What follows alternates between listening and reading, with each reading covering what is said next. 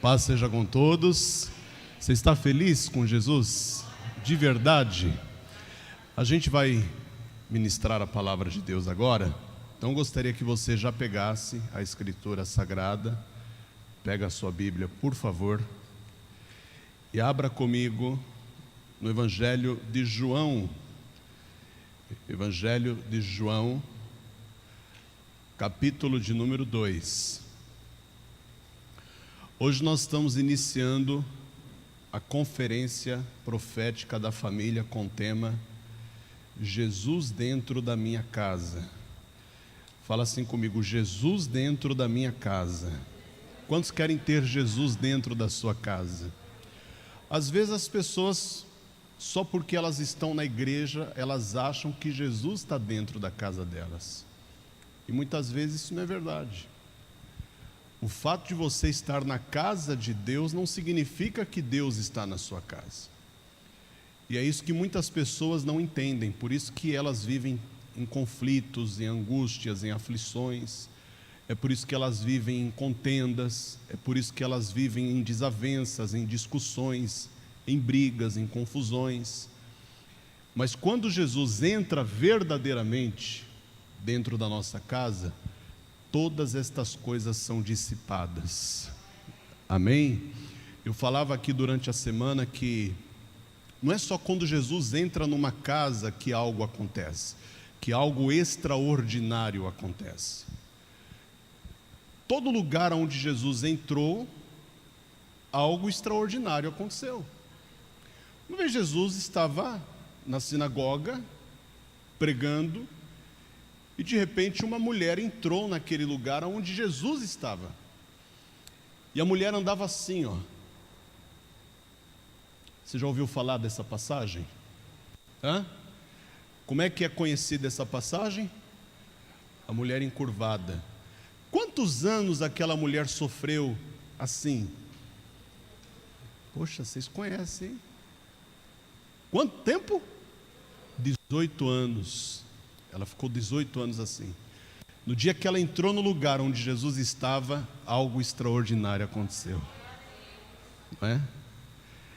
Jesus endireitou aquela mulher e ela saiu ali da casa de Deus naquele dia glorificando, louvando, exaltando, engrandecendo, porque algo extraordinário aconteceu na vida dela quando ela entrou numa casa onde Jesus estava presente.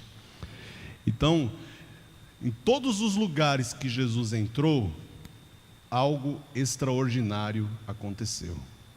Então eu quero que você profetize para pelo menos 2 pessoas que estão aí à sua volta. Você vai fazer assim, ó, levante a mão direita, que é a mão que abençoa, e você vai profetizar. Fala assim: eu profetizo que algo extraordinário vai acontecer dentro da sua casa. Amém? Lembra que Jesus entrou no barco de Pedro? Quando Jesus entrou no barco de Pedro, o barco de Pedro estava como? Cheio ou vazio? Vazio, coitado do Pedro, né? Tinha pegado nada, nem uma sardinha, nem um pacu. Tá difícil de achar pacu grande hoje em dia, né? É por causa da cheia, né?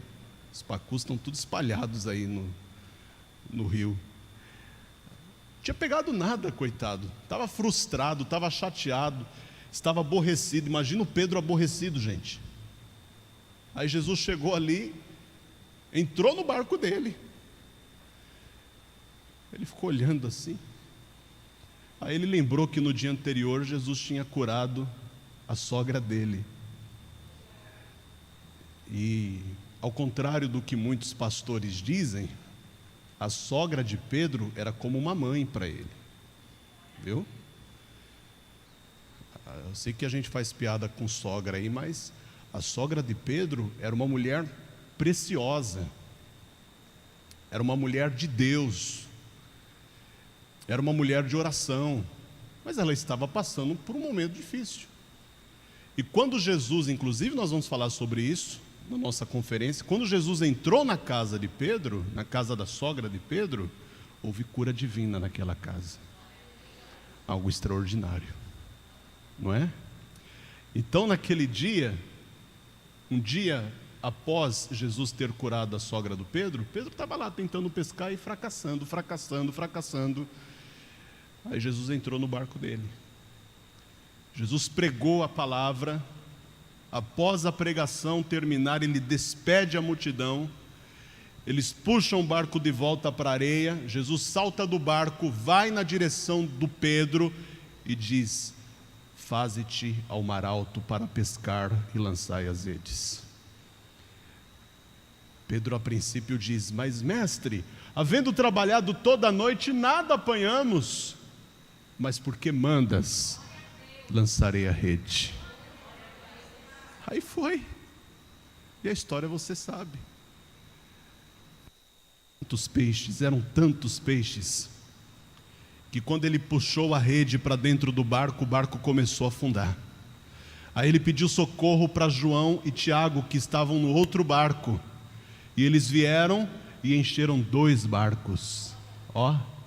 Jesus entrou num barco e 2 barcos foram cheios. Fala, onde Jesus entra, coisas extraordinárias acontecem. Aponta para a tua casa aí, antes da gente ler aqui. Aponta para a tua casa. Fala, eu profetizo que coisas extraordinárias vão acontecer dentro da minha casa a partir de hoje. Diga, minha casa, a minha família nunca mais será a mesma, em nome de Jesus. Glória a Deus. Vamos aplaudir o Senhor Jesus. Então vamos lá, vamos para a primeira casa que Jesus entrou. Evangelho de João, capítulo de número 2. E nós vamos fazer a leitura a partir do versículo de número 1. Evangelho de João, capítulo 2, a partir do versículo 1. E ao terceiro dia, deixa eu já explicar isso para você. Ao terceiro dia, por que ao terceiro dia? Jesus acabou de sair do deserto. Ele passou quantos dias no deserto? O que ele estava fazendo lá? Assistindo televisão? O que ele estava fazendo lá? Jejuando, se preparando para iniciar o seu ministério na terra. Então Jesus ficou lá 40 dias e 40 noites em jejum, em consagração. E aí ele sai do deserto no 40º dia. Naquele mesmo dia que Jesus saiu do deserto, o diabo foi vencido e os anjos de Deus vieram e serviram Jesus ali. Aí, conta 3 dias. Conta 3 dias. Naqueles 3 dias, Jesus vai começar a reunir obreiros para o seu ministério. A gente chama de obreiro. Jesus chamava de quê? De discípulos. Ele vai começar a reunir os discípulos para o seu ministério em 3 dias. Ele já reuniu vários ali. E aí Jesus, depois de 3 dias, ao terceiro dia, ele vai chegar numa festa de casamento que ele havia sido convidado. Então, ao terceiro dia, depois do deserto, tá? Só para você se situar aqui. Ao terceiro dia, fizeram-se umas bodas em Caná da Galileia, e estava ali a mãe de Jesus. Veja, a mãe de Jesus estava lá. E foram também convidados Jesus e os seus discípulos para as bodas. Preste atenção nessa informação. Nós não sabemos o nome daquele casal que estava ali se casando naquele dia. Alguém sabe? Não sabemos. Não foi divulgado. Não sabemos qual era o nome do casal. Mas sabemos que aquele casal conhecia Jesus. Então eles fizeram questão de convidar Jesus para participar daquela festa, daquele momento tão importante na vida deles.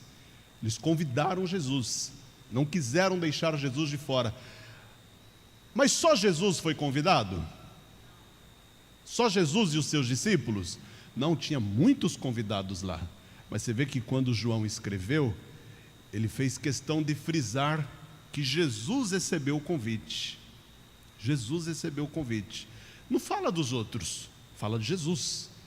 Então isso mostra que para aquela família, Jesus era uma pessoa muito importante. Amém? Continuando. E faltando o vinho, a mãe de Jesus lhe disse: não tem vinho. Disse-lhe Jesus: mulher, que tenho eu contigo? Ainda não é chegada a minha hora. Sua mãe disse aos empregados: fazei tudo quanto ele vos disser. E estavam ali postas 6 talhas de pedra para as purificações dos judeus, e em cada uma cabiam 2 ou 3 metretas. Disse-lhes Jesus: enchei de água essas talhas, e encheram-nas até em cima. Disse-lhes: tirai agora e levai ao mestre-sala. E levaram. E logo que o mestre-sala provou a água feita vinho, não sabendo de onde viera, se bem que o sabiam os empregados que o tinham levado, que o tinham tirado a água, chamou o mestre-sala ao esposo e disse-lhe: todo homem põe primeiro o bom vinho, e quando já tem bebido, então o inferior. Mas tu guardaste até agora o bom vinho. Jesus principiou assim os seus sinais em Caná da Galileia e manifestou a sua glória, e os seus discípulos creram nele. Amém? Olha que interessante, o versículo 11 diz: Jesus principiou assim os seus sinais em Caná da Galileia e manifestou a sua glória. Preste atenção, porque o primeiro lugar onde Jesus vai manifestar a sua glória é dentro de uma casa. Aquela festa de casamento acontecia dentro de uma casa.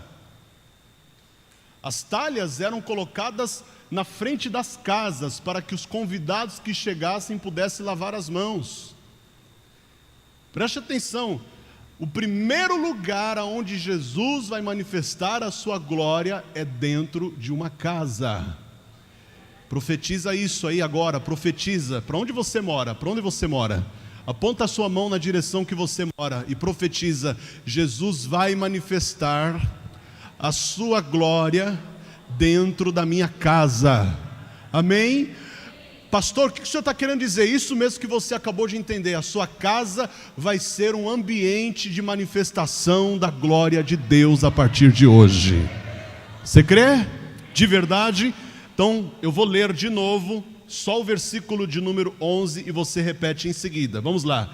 E Jesus principiou assim os seus sinais em Caná da Galileia e manifestou a sua glória, e os seus discípulos creram nele. Amém? Você crê? Por favor, coloque a escritura sobre o teu assento. Aí eu quero que você levante as 2 mãos e dê para Jesus a melhor salva de palmas que você já deu. Mas aplauda e ao mesmo tempo glorifique. Vai aplaudindo a Jesus e vai glorificando também. Vai dizendo: glória, glória ao teu nome, Senhor. Pai querido e Deus Todo-Poderoso, a tua palavra vai ser pregada agora. Que o teu Espírito Santo venha neste lugar e tome a vida do pregador, tome a boca do mensageiro. Que não seja homem, que não seja carne falando, mas o teu Espírito Santo a falar com cada vida que aqui está. Portanto, envia a tua palavra com poder e autoridade, e que a tua palavra vá e produza o resultado para o qual vai ser mandada, em nome de Jesus. Amém. Diga amém, Jesus. Diga graças a Deus. Por favor, igreja, podeis sentar. Jesus poderia ter feito o seu primeiro milagre em qualquer lugar. Vamos imaginar que Jesus tivesse feito o seu primeiro milagre numa sinagoga. Se Jesus tivesse feito o seu primeiro milagre numa sinagoga, ele com certeza conseguiria chamar a atenção dos fariseus.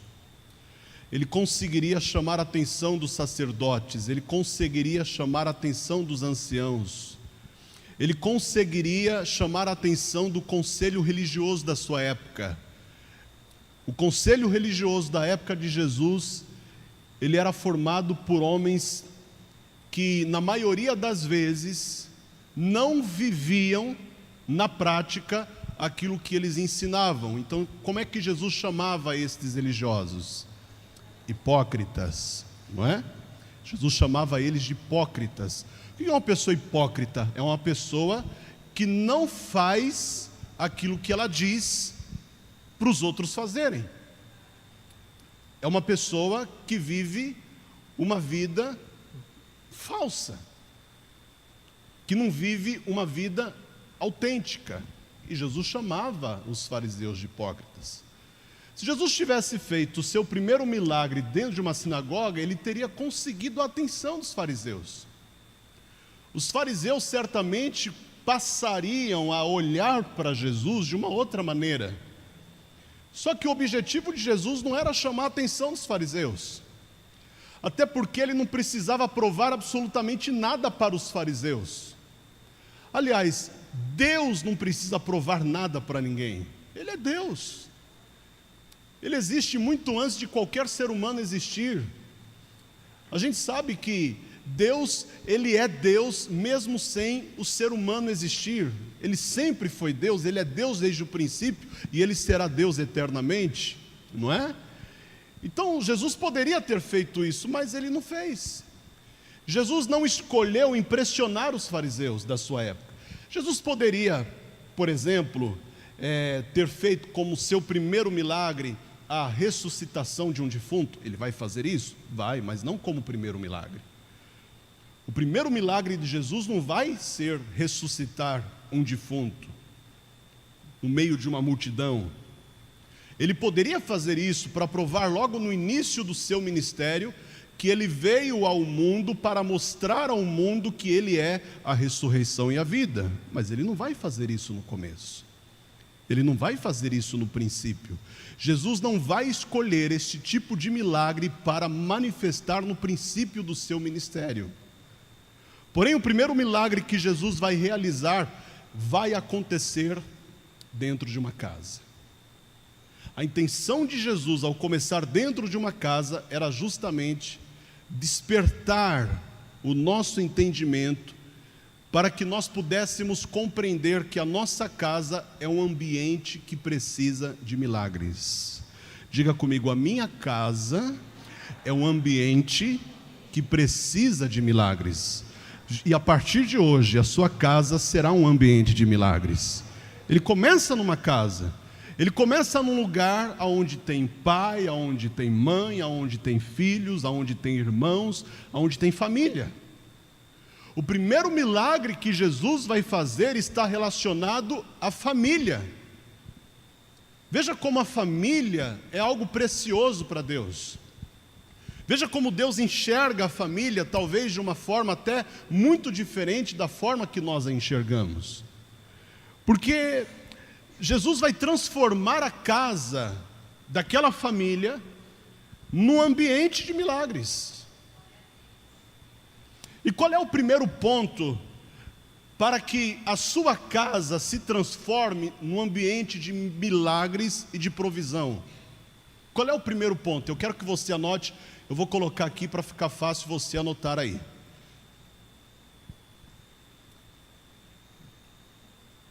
Está escuro aquilo ali, né? Mas enfim, dá para enxergar, não dá? Qual é a primeira coisa que você precisa fazer para tornar a sua casa um lugar de transformação, de provisão e de milagres? Qual é a primeira coisa? Aprenda a selecionar a dedo as pessoas que vão ficar perto de você. Se tem uma coisa importante no sucesso de qualquer família, de qualquer casamento, de qualquer filho, de qualquer irmão, de qualquer pai, de qualquer mãe, de qualquer irmão, é a gente saber escolher as pessoas que vão ficar perto. Nós temos que aprender a escolher melhor as pessoas que nós vamos ter por perto. Observe que as pessoas que estavam dentro daquela casa, onde acontecia aquela festa de casamento, eram pessoas que faziam parte do círculo de amizade daquela família. E o que é mais interessante é notar que Jesus fazia parte do círculo de amizade daquela família. Quem já ouviu aquele ditado antigo: diga-me com quem andas e eu te direi quem és? Eu não sei se Jesus era amigo do noivo, se Jesus era amigo da noiva, se Jesus era amigo dos pais do noivo, ou se ele era amigo dos pais da noiva, ou se ele era amigo de algum amigo dos noivos. Mas o fato é que Jesus fazia parte do círculo de amizade daquela família. Quem está compreendendo até aqui, diga glória a Deus. Porque você pode ter muitas amizades no seu local de trabalho, na faculdade, no seu network. Só que para levar para dentro da tua casa, para perto da tua esposa, para perto do teu marido, para perto dos teus filhos, você tem que ter critério. Você tem que saber selecionar. Você tem que ter discernimento. Aqui surge a nossa primeira pergunta: quem é que você está levando para dentro da tua casa? Pergunte para a pessoa que está lá atrás, fala assim para ela: quem é que você está levando para dentro da sua casa? Porque muitas vezes os problemas, as angústias, as aflições que ocorrem dentro da nossa casa começam a partir do momento que nós levamos pessoas para lá que nós não deveríamos levar. A gente precisa discernir muito bem isso. Vamos voltar no tempo aqui, vamos voltar na criação e um pouquinho depois dela. Quantas pessoas tinham no Jardim do Éden? Quantas? Você sabe quem eram? Adão e Eva. Só duas. Só duas. Não tinha mais. Só duas. Todos os dias na viração do dia, quem aparecia ali para completar aquela comunhão, aquele ambiente familiar? Quem aparecia? Deus. Uau! Quem gostaria que Deus aparecesse todos os dias lá na tua casa? Literalmente, eu estou falando literalmente. Eu não estou falando através de um louvor que você está ouvindo, não, que você sente a presença dEle. Sentir a presença de Deus é maravilhoso. Mas ter a presença de Deus, literalmente, é extraordinário. Adão e Eva tinham isso. Eu te pergunto, Deus aparecia ali para atrapalhar aquele ambiente familiar ou para cooperar com aquele ambiente familiar? Para cooperar. Então eles estavam num lugar maravilhoso. Aquela família tinha tudo para ser a família mais abençoada da terra. Tinha ou não tinha? Mas eu te pergunto, como é que o Adão cometeu o vacilo de, mesmo sabendo que só havia ele e a sua mulher ali naquele ambiente, como é que ele comete o vacilo de deixar a sua mulher conversar com uma cobra?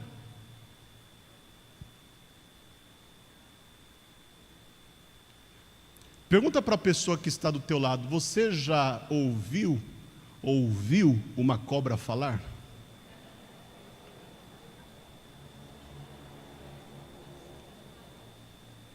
Não, é sério isso. Quem já viu?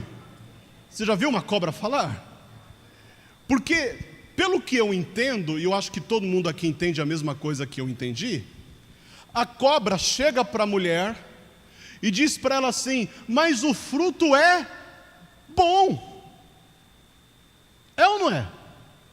Ela faz a mulher entender, ela faz Eva entender que o fruto daquela árvore, do conhecimento do bem e do mal, era bom. Depois que você comer desse fruto, Eva, os seus olhos se abrirão, e você será como Deus, sabendo discernir entre o bem e o mal. Eu sinceramente não entendo como que foi esse diálogo, literalmente falando, porque será que o macaco também falava? Será que a girafa falava? Será que o leão falava? Quem é que tem bicho de estimação em casa? A senhora tem o quê? Gato, cachorro? Gato. Se o teu gato falar, o que a senhora faz? Leva ele para uma sessão do descarrego. Pensa comigo. Eu estou aqui cuidando das árvores, sabe? Fazendo o que Deus mandou, regando as plantinhas do jardim. Daqui a pouco chega uma cobra e fala para mim: esse fruto é bom. O que você faria? Sebo nas canelas. Não daria nem tempo de pegar o fruto. É verdade ou não é? Tem gente que corre de cobra aqui e não fala. Imagina de uma cobra que está falando. Preste atenção nesse ponto, porque você vai entender isso lá na frente. Observe que Deus dá uma ordem, primeiramente para Adão. Deus chega para ele e fala: de todas as árvores deste jardim comerás livremente. Quando Deus fala livremente, o que é que você entende? Deus está me dando liberdade. Deus está falando para mim: fique à vontade. Não é isso que você faz quando você quer que uma pessoa se sinta bem no ambiente? É ou não é? A pessoa chega ali, ela está toda, sabe, tímida, acanhada. Aí você, percebendo o acanhamento daquela pessoa, você chega para ela e fala: fulano, fica à vontade. Você quer uma água? Ó, pode pegar, vai ali, ó. Pode abrir lá a geladeira, fica à vontade. Então Deus chega para Adão e fala: tudo isso é seu. Eu criei tudo isso para você. Fica à vontade. Só não faça isso. Porque toda liberdade tem um limite. Toda liberdade tem limite. E aí, mesmo havendo apenas duas pessoas naquele lugar, vai haver um rompimento do propósito de Deus. Por quê? Porque Eva foi dar ouvidos a alguém que não podia falar ali, mas ela resolveu ouvir. Aí surgiu o primeiro problema. Ou seja, Eva permitiu que se aproximasse dela alguém que não poderia se aproximar.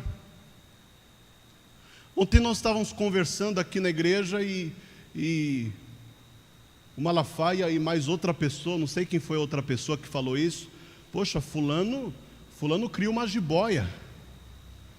Meu Deus, quem é que cria uma cobra dentro de casa? Preste atenção, porque quando você fala de cobra, não precisa ser muito espiritual para entender o significado. Cobra tem a ver com o quê? Com traição, com gente que vai te apunhalar pelas costas. Tem a ver com falsidade. Veja que, por alguma razão, Eva permitiu que aquela cobra chegasse perto dela. Qual é o primeiro ponto aqui, gente? Leia aí: aprenda a selecionar a dedo as pessoas que vão ficar por perto. Você pode não estar entendendo, mas tem pessoas que você está chamando para entrar dentro da tua casa, que não são nada daquilo que você está pensando que elas são. Desculpa ser sincero, são cobras venenosas, que podem destruir a tua família, que pode acabar com aquilo que é precioso. Toma cuidado com as pessoas que você vai chamar para perto de você. Pastor, que tipo de pessoas eu devo levar para dentro da minha casa? Eu vou colocar aqui porque fica fácil você anotar. Que tipo de pessoas você deve levar para dentro da sua casa? Primeiro, pessoas que tenham compromisso com a sua felicidade. As coisas mudaram muito, principalmente na questão da criação e do relacionamento interpessoal. Mudaram muito. Antigamente, quando eu era criança, há uns 5 anos atrás, a gente saía para brincar na rua e tinha vizinho do lado direito, do lado esquerdo, tinha vizinho na frente. Se a gente fizesse alguma coisa errada, eu digo a gente, eu e meus irmãos e eu. Se a gente fizesse alguma coisa errada, a vizinha, a dona Fifi, a fofoqueira, ficava olhando da janela assim, e ela falava: vou contar para tua mãe. Quem já passou por isso? Levanta a mão. A gente ficava gelado, é verdade ou não é? A gente ficava branco, roxo, amarelo. Meu Deus, porque se a minha mãe souber? Porque minha mãe... Hoje não, hoje os filhos são educados à base do diálogo. Mas quem aqui tomou chinelada havaiana? Levanta a mão. Raider doía mais. Cinta. E assim, e naquela época os cintos eram de couro. Não era esse cinto que a gente usa não, esse cinto aqui, desculpa a palavra, vagabundo. Era cinto de couro. Meu pai pegava a cinta e fazia assim, ó. Pá, pá. E não podia correr. Ele fazia esse barulho para entender que tinha que ir apanhar. Porque se corresse era pior. Quem já correu de uma surra? Levanta a mão. Do pai e da mãe. Quando pegou não foi pior? Minha mãe falava assim: se correr vai apanhar mais. A gente já estava quase no portão. Quando chegava lá, parava. Que ó? Eu também não era fácil, né? Eu era peralta. Eu era atacado. Então eu apanhava muito. Apanhava bastante. Mas por que a vizinha dizia que ia avisar a minha mãe sobre algo errado que eu estava fazendo? Porque ela tinha compromisso com a felicidade da nossa família. Ela não queria que a minha mãe passasse por um desgosto lá na frente. Não era porque ela era fifi fofoqueira. Hoje em dia não é assim. Hoje em dia não é assim. Se o vizinho vê você fazendo alguma coisa errada e ele é ousado o suficiente para dizer: vou contar, antes de ele falar a pessoa já estava falando: cuida da tua vida, fica na tua, toma cuidado, você não me conhece e não sabe com quem está mexendo. O vizinho fecha a janela na hora. É verdade ou não é? Hoje as pessoas, a maioria das pessoas que estão à nossa volta, elas não estão comprometidas com a nossa felicidade. Eu te pergunto, Jesus estava comprometido com a felicidade daquela família? Sim ou não? Por isso que eles chamaram Jesus. Porque eles sabiam que Jesus estava lá porque ele se importava com a felicidade deles. Queridos, desculpe ser incisivo nesse assunto, mas não chame para perto de você pessoas que não se importam com a sua felicidade. Pessoas que se importam com a sua felicidade, elas comemoram quando você ganha uma promoção no trabalho. Elas comemoram quando você diz que o seu filho passou no vestibular para fazer uma faculdade. Elas comemoram quando você diz que conseguiu comprar a casa que você alugou durante muitos anos. Elas comemoram quando você diz que vai conseguir comprar um carro zero. Você entendeu? Elas participam daquele momento de alegria junto com você. Pessoas que não se importam com a sua felicidade, quando você diz: comprei uma casa, elas dizem: olha, se eu fosse você, eu não compraria uma casa nesse bairro. Porque as casas nesse bairro, com o tempo elas desvalorizam, você vai perder o teu dinheiro. Sabe o que é isso? Gente invejosa, gente que não tem compromisso com a sua felicidade. Então toma cuidado, porque a tua casa vai se transformar num ambiente de milagres se você souber selecionar melhor as pessoas que você vai ter por perto. Quem é o primeiro tipo de pessoas que você tem que ter por perto? Lê aí de novo. Pessoas que tenham compromisso com a sua felicidade. Segundo, Pessoas que no momento de crise te ajudam a resolver o seu problema. Porque tem gente que quando a crise chega, quando o problema chega, quando a dívida chega, quando a doença chega, perna para quem te quero. E estas geralmente são aquelas mesmas pessoas que quando você estava bem, batiam nas suas costas e diziam: precisar? Pode me mandar o WhatsApp, 3 horas da madrugada que eu visualizo. Pode me ligar que eu atendo. Mas quando o problema chega, quando a dificuldade chega, quando a tribulação chega, quando a crise chega, essas pessoas simplesmente desaparecem. Sabe o que eu quero fazer você refletir? O vinho acabou nessa festa aqui, não acabou? Sim ou não? Diga: falta de vinho. Falta de vinho é sinal de crise. Acabou o vinho, entrou a crise. Quando acaba o vinho, a crise se instala. Quando a crise se instalou naquela festa de casamento, acredite, muitos convidados foram embora. Muitos. E ao invés de fazerem alguma coisa para ajudar a resolver o problema, o que eles falaram? Que festa é essa que não tem vinho para todo mundo? Eu vim aqui, tomei só uma tacinha de vinho e nem me serviram de novo. Não é assim as festas de casamento. O camarada é convidado, não está pagando nada, e ainda reclama que só comeu uma coxinha e um bolinho de queijo. Poxa, não está bom, não pagou nada, mas ainda sai falando mal. É verdade ou não é? Mas quem continuou ali? Mesmo depois que a crise se instalou, quem continuou ali? Mesmo depois que o problema chegou, quem continuou ali?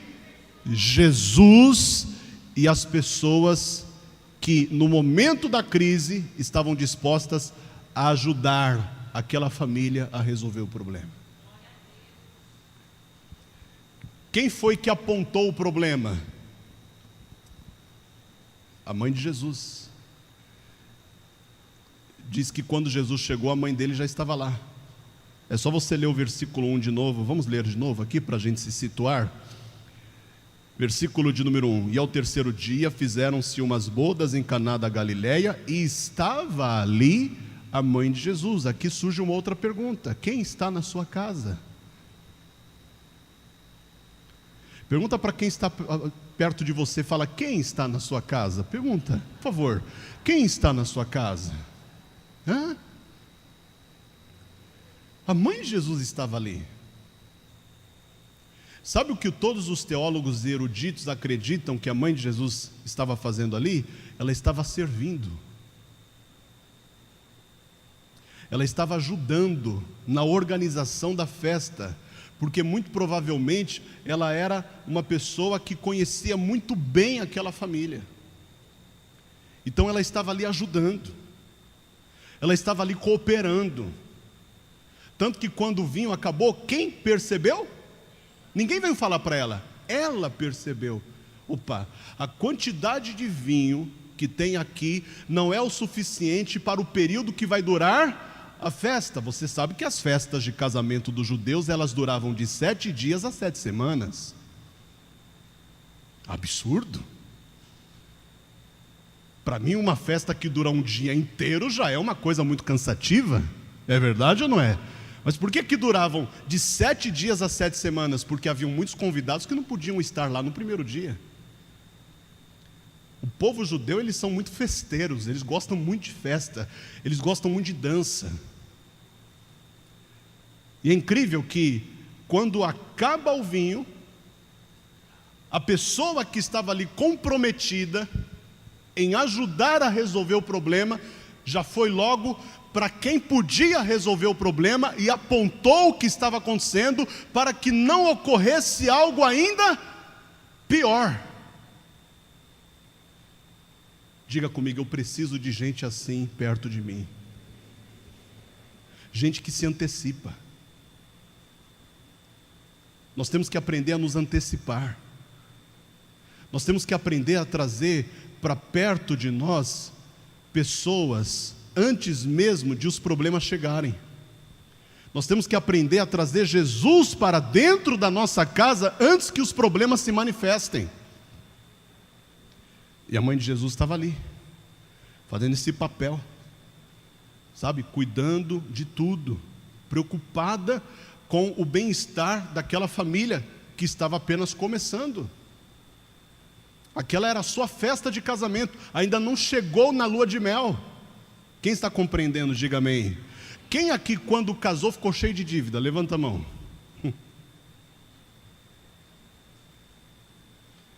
É fácil passar por isso? É fácil? Claro que não. Então, terceiro ponto. Eu esqueci de trazer o passe slide. Isso que eu estou... Qual é o terceiro tipo de pessoas que você tem que ter perto de você? Lê aí, dá para ler? Pessoas que gostam de quem você é, não do que você tem. Pessoas que estão interessadas em você, não naquilo que você pode dar para elas. Porque tem gente que só se aproxima quando vê que você tem alguma coisa para oferecer. Quando você não tem mais, ela se afasta. Eu vou te dar um exemplo aqui na palavra de Deus. Abra comigo, por favor, no livro de Jó. Ninguém melhor do que Jó para nos ensinar isso. Jó era o homem mais rico do Oriente. Então imagina que ele estava numa posição de destaque. O mais rico do Oriente. Então todo mundo falava dele. Quando se fala do homem mais rico do mundo hoje, qual é o nome que vem na cabeça? Jeff Bezos, não é? O bilionário da Amazon, ou da Amazon. Depois dele, me parece que o Bernard Arnault, o empresário lá da marca famosa Louis Vuitton, me parece que o Zuckerberg passou para terceiro lugar. Aí depois vem o Elon Musk, o empresário da Tesla e da SpaceX. Homens bilionários, homens que se quiserem eles mandam no mundo, não é? Mas quando se falava de homem rico, naquela época, qual era o nome que vinha na cabeça das pessoas? Jó. Jó era o homem mais rico do Oriente. Mas ele não era rico porque ele era um homem muito inteligente, muito sábio, desenrolado nos negócios. Não, ele era rico porque ele tinha um caráter espiritual que chamava a atenção de Deus. Tanto que Deus dava testemunho dele dizendo: homem íntegro, sincero, temente a Deus e se desvia do mal. Só que quando esse homem perde tudo, e ele perdeu tudo, literalmente, até os filhos ele perdeu. Ele tinha 10 filhos, 7 filhos e 3 filhas, perdeu tudo no mesmo dia. Ele perdeu todos os rebanhos, ele perdeu todo o gado, os bois, tudo, até os jumentos e os camelos, que até hoje representam o animal mais caro do Oriente. Ele perdeu tudo. Aí o que aconteceu? Aqui ele está se queixando da obstinação e da dureza dos seus amigos, que não estão compreendendo o momento difícil que ele está vivendo. Então ele fala assim, versículo 14, olha o que aconteceu com Jó no momento da dificuldade, quando ele estava doente e sem nada para oferecer materialmente. Os meus parentes, Jó 19, versículo 14. Eu não falei não, gente? Desculpa aí. Me perdoa. Depois eu te pago um tambaqui. Jó capítulo Jó capítulo 19, versículo 14. Quem achou? Então, olha o que aconteceu. No momento da dificuldade, os meus parentes me deixaram, e os meus conhecidos se esqueceram de mim. Ei, esses parentes que estavam o tempo todo na casa do Jó, e os conhecidos, Eles gostavam de quem ele era ou do que ele tinha? Você entendeu? Toma cuidado. Quem são as pessoas que você anda levando para dentro da tua casa? Estas pessoas estão acabando com o seu vinho. Estas pessoas estão consumindo a sua alegria. Vinho na palavra remete à alegria.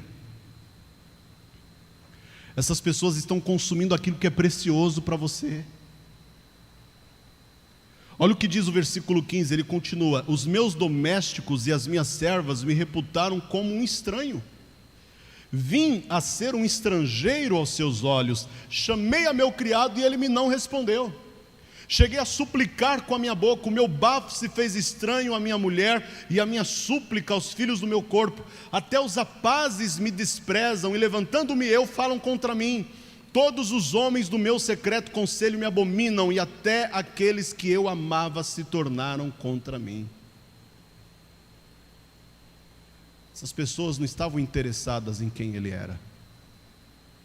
Elas só queriam o que ele tinha. Então, quem você vai convidar para fazer parte do seu ambiente familiar? O versículo 2 do capítulo de número 2 do Evangelho de João, onde nós começamos a nossa leitura, diz: e foram também convidados Jesus. Eles tiveram cuidado de convidar Jesus. Você sabia que a maioria das pessoas que convidaram Jesus para entrar na casa delas só queriam Jesus lá para resolver problemas? Lá em Mateus capítulo 8, versículo 8, o centurião de Cafarnaum vai atrás de Jesus por causa de um criado dele que estava em casa moribundo. Veja, ele queria Jesus para resolver o quê? O problema de saúde do seu criado. Ele não procurou Jesus porque ele queria compartilhar um momento de felicidade com Jesus. Diferente desse casal, eles convidaram Jesus para que Jesus participasse de um momento de felicidade da vida deles, para que Jesus participasse de um momento importante na história da vida deles. Tem uma outra passagem, muito até parecida com essa que eu estou citando para você, que para ficar mais fácil, está em João capítulo 4, versículo de número 46. Segunda vez foi Jesus a Caná da Galileia, onde da água fizera vinho, e havia ali um oficial do rei, cujo filho estava enfermo em Cafarnaum. No versículo 49 diz: disse-lhe o oficial: Senhor, desce antes que meu filho morra. Esse oficial do rei, ele queria que Jesus entrasse na casa dele para curar a enfermidade do seu filho. O único interesse dele em Jesus era aquilo que Jesus poderia fazer pela vida do seu filho. Jesus percebeu isso. Jesus percebeu que ele não estava ali para conhecê-lo. Jesus percebeu que ele não estava ali para criar um relacionamento, um vínculo de amizade com Jesus. Jesus percebeu que aquele homem só estava ali com interesse naquilo que ele podia dar. Então o que Jesus fala? Versículo 50: vai, o teu filho vive. Acabou. Você não quer a minha amizade? Você não quer intimidade comigo? Você não quer se relacionar comigo? Tá, não tem problema, tchau, teu filho está bem. Você entendeu? Aí eu te pergunto, o que vale mais? Uma cura? Ou ter Jesus como meu amigo e constantemente dentro da minha casa? É aí que a gente tem que pesar na balança. O que as pessoas mais têm buscado em Jesus é a mão, não a face. Porque você conhece alguém pela face, não pela mão. A mão ela só dá aquilo que você quer receber. A face faz você entender quem realmente aquela pessoa é. Eu imagino que quando os empregados da festa que ouviram Maria dizendo assim: fazei tudo quanto ele vos disser, porque Jesus ainda não era famoso, ele tinha acabado de sair do deserto, ele ainda não tinha operado nenhum milagre. Então o seu nome, a sua fama ainda não havia se espalhado por Israel, ele não era conhecido. Jesus era um anônimo dentro daquela festa, sim ou não? Então, obviamente, os empregados olharam para aquela mulher e disseram: mas quem é ele? Eu acredito que, se Maria conhecesse o nosso alfabeto, ela diria: quem é ele? Ora, quem é ele? Na letra A, ele é o amor. Na letra B, ele é o bom pastor. Na letra C, ele é Cristo, o caminho. Na letra D, ele é o Deus vivo. Na letra E, ele é o eterno. Na letra F, ele é o Filho de Deus. Na letra G, ele é o guia dos homens. Na letra I, ele é o incomparável. Na letra J, ele é Jesus. Na letra L, ele é o lírio dos vales. Na letra M, ele é o maravilhoso. Na letra O, ele é onipotente, onisciente, onipresente. Na letra P, ele é o Pai da eternidade, o príncipe da paz. Na letra R, ele é o Rei dos reis. Na letra S, ele é o Senhor dos senhores. Na letra T, ele é o Todo-Poderoso. Na letra U, ele é o único Senhor. Na letra V, ele é a verdade, ele é a vida, ele é a videira verdadeira. Diga glória a Deus. Jesus é tudo isso e muito mais. Então fala assim, olha para o céu aí, fala: Jesus, entra na minha casa. Fala: Jesus, fala de novo: Jesus, entra na minha casa. Esse casal não convidou Jesus para resolver um problema, e sim para participar de um momento importante da vida deles. Aprenda a convidar Jesus para fazer parte do seu cotidiano. Quando você fizer isso, a sua casa vai se tornar um ambiente de transformação e de provisão. Segundo ponto, e eu vou terminar a minha explanação aqui. Faça da sua casa um ambiente de felicidade. Como as festas duravam de 7 dias a 7 semanas, é óbvio que naquela casa havia muito vinho. Tinha muito vinho. E o vinho é o símbolo da alegria, da felicidade. Seja feliz com quem está dentro da sua casa. Não busque pessoas de fora para fazer da sua casa um ambiente de felicidade. Seja feliz com aqueles que estão dentro da sua casa. Procure repor o vinho que está acabando dentro da sua casa. Porque família é lugar de sermos felizes. Amém, igreja? Eu vou dizer para você, eu gosto de estar aqui, mas eu gosto muito mais de estar na minha casa. Aqui eu me sinto bem, mas na minha casa eu me sinto maravilhado, porque é lá onde eu recarrego as minhas energias. É lá onde eu encontro as pessoas que realmente se importam com a minha felicidade. É lá onde eu encontro as pessoas que estarão sempre preparadas para me ajudar quando eu estiver passando por um momento de crise. É lá onde eu encontro as pessoas que gostam de mim por quem eu sou, não por aquilo que eu posso dar. Então diga assim: a minha família é um lugar de felicidade. Fala para a pessoa do lado aí, profetiza, fala: seja feliz com quem está dentro da sua casa. Amém? Por isso que a nossa casa é um ambiente onde não pode faltar o vinho. O que a nossa casa precisa para não faltar o vinho? Quais são os elementos que a nossa família precisa para que nunca falte o vinho lá? Primeiro elemento. Qual? Hã? Qual é o primeiro elemento? Olha lá, gente. Dá para ver ou não? Atenção. Lares em que há comunicação efetiva e natural são lares felizes. Dê atenção para tua esposa. Dê atenção para o teu marido. Dê atenção para os teus filhos. Se você mora com os pais, dê atenção para os seus pais.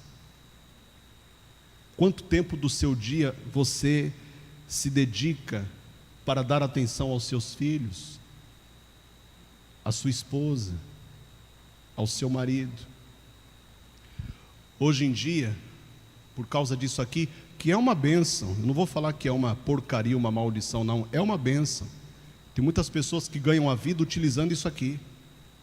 É ou não é verdade? Mas infelizmente tem gente que não sabe usar,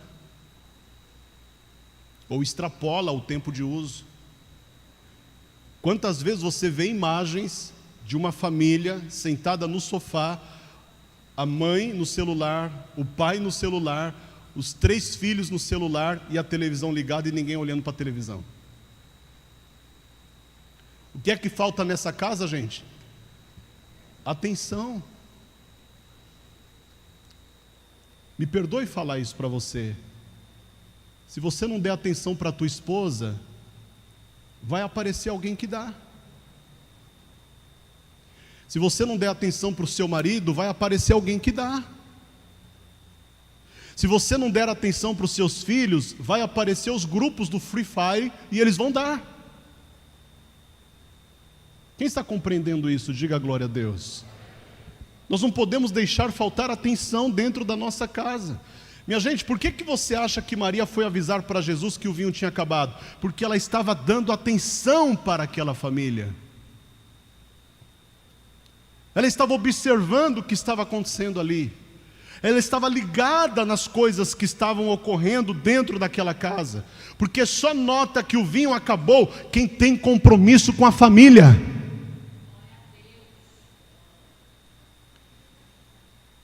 Se nós não prestarmos atenção no nosso relacionamento familiar, pouco a pouco, nós vamos consumindo o vinho, nós vamos consumindo a alegria, nós vamos consumindo a comunhão, nós vamos consumindo a satisfação, e se a alegria está sendo consumida, vai chegar uma hora que nós vamos precisar repor, senão acaba.